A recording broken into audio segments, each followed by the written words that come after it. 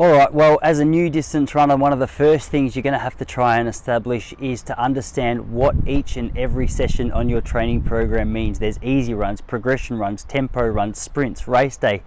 How do we know what effort level to run that at? Maybe you've been out there getting tired quicker than what you think you should. If that's the case, this video is for you. I'm going to walk you through a little bit of an effort guide to help you know what pace to set out for each and every training session which is on your training program. All right, let's start out with a really easy run. All right, so an easy run is at about an effort level 3 out of 10. If that doesn't help, I like to also think of it as a pace that you might be embarrassed to be caught running at by someone who knew you. So if you're running and you're thinking, gee, I wouldn't mind being seen running today by someone I know, you're going too fast. Slow down. Who are you trying to impress? Back it off. Your goal is simply to recover, to get some endurance, some aerobic strength, and just to turn your legs over for the day. It's not a race. So constantly think, all right, it's an effort 3 out of 10, or it's just, I'd be embarrassed being seen running at this pace. If you can say that, you're on the right track.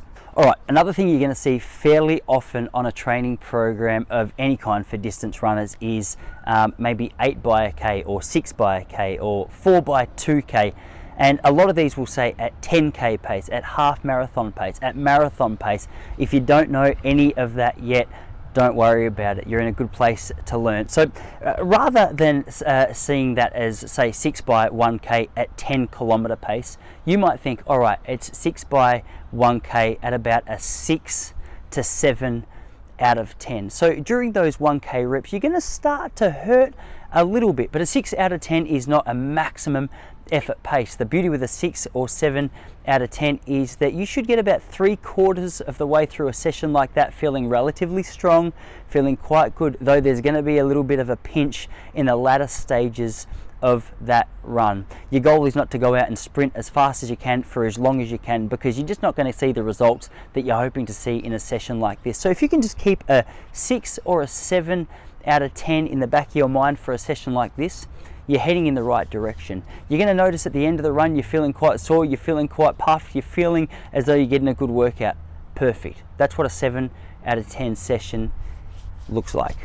All right, what about a tempo run? So a tempo run I like to see is it's not an easy run and it's not a super hard run. It's somewhere between that. So if we're saying a 3 out of 10 is an easy run and a 7 out of 10 is like some repetitions, well, we're thinking right at about a 5 to a 6 out of 10 is your sweet spot there. So it's a pace which, if you're doing a tempo run for 30 minutes, you're not going to feel too exhausted for the first 15 or 20, but that last 10 minutes, if you've maintained a consistent 5 to 6 out of 10 effort level, still going to feel a bit of a pinch. The reason for that is obviously because maintaining a level like that over time, you're still going to get tired. It's not going to be super easy.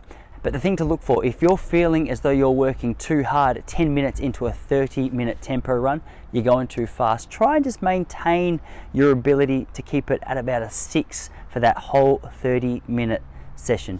All right, what about a progression run? The progression run is something where the description of the session is in the title of the session. Progression, you're starting at one pace and you're moving towards another pace. Now, depending on what the program says or what event that you're training for is going to dictate how fast that progression goes. But if you're doing a 25-minute progression run, gradually each 10 or so minutes increasing the pace, you might start at an easy pace, so a 3 out of 10. That second block of time, that 7 to 10 minutes, might be 4 to 5 to 6 out of 10. Then if you can get about 10 minutes or so outside the finish line, you're still feeling super good at a 6 out of 10, maybe you'll try and push that to a 7. But a progression run is where you start off quite easily, and as you go, as you warm up, as you strengthen, as you progress, the pace winds up with it. All right, but what about race day? Race day is something where a lot of us like to think, all right, race day is the day where we go 10 out of 10 maximum effort. Problem is, we've all seen those blokes at the start line who they sprint out at the start of the marathon wearing their Superman capes, and they're nowhere to be seen after like 200 meters. The reason for that is you can't maintain a 10 out of 10 effort for a 1500, a 5k, a 10k, a half marathon, or a marathon. It's unrealistic. No one in the world is gonna, even the best marathoners in the world aren't maintaining a 10 out of 10 maximum effort. Eliud Kipchoge can sprint a lot faster than what he ran a sub 2 hour marathon in. So the same is true for you. So what does that mean? Well, ideally you want to go into your race, depending on your fitness level, depending on the race that you're planning, with a goal in mind as to how you're going to progress. If you're running a marathon, maybe you'll think, okay, this is my first marathon, I'll start the first 10k at an effort level of 3, and then the next 10k I'll go to an effort level of 4, and then the next 10k effort level of 5, and so on until you finish. What about a 10k or something like that? Well, have a structure in mind. Get to know how your body's been feeling on your easier runs, on your longer runs. Can you maintain a 4 to 5 for the whole way? Do you think you can push it to a 6? One thing you'll learn really quickly is a 6 out of 10 effort after about 20 minutes starts to get super hard. So you don't want to over exaggerate or overestimate how fast you can run and then come home at a really slow pace. It's always nice to start out slow, especially when you're new.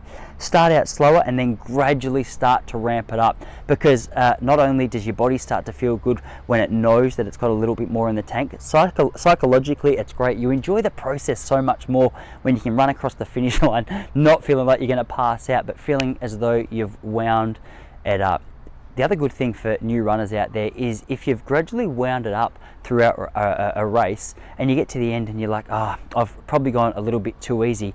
Great news is you're probably fitter than what you realize. That means that the next race you could turn it up a notch. You can really start to ramp it up. Eventually you're going to find your sweet spot. You're going to know roughly how fast you should be running, but until you know exactly how fast you should be running, have a little bit of a play around with these different effort levels and spend some time in reflection after the run, after the training session, whether it's an easy run, a tempo run, a progression, hill sprints, a race. Spend some time going, okay, was I honest? Did I hit it? Did I get what I needed to get? There's no point getting through an easy run operating at a 6 out of 10. There's no point trying to run a 10k race at a 3 out of 10. Figure out what your goal is, estimate what the effort level is, and then have a little bit of a play around with those until you find your sweet spot. Guys, it's an exciting time for you. The questions that you have are all okay. They're questions that every athlete has at some stage during their distance running progression, so don't feel as though you're the only one who's gone through these things. If you've got any questions at all, please enter them in the comments below. If you want to jump on board a supportive distance running community, jump over to relaxrunning.com, see if it's something that you might enjoy getting on. I'm more than happy to help you out in any way I can. So hey, best of luck with your training, and let us know in the comments down below how you found it or if you've got any extra questions.